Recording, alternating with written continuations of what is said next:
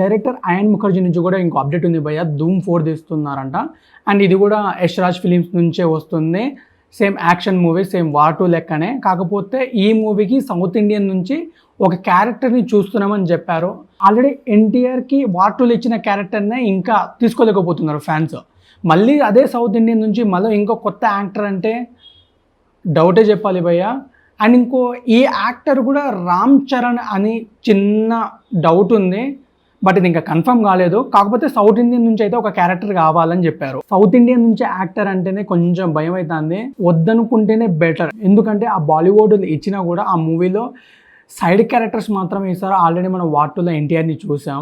So మన దగ్గరనే films continue చేసుకుంటే మన యాక్టర్స్ స్ట్రెంత్ ఏందో డైరెక్టర్స్కి తెలుసు.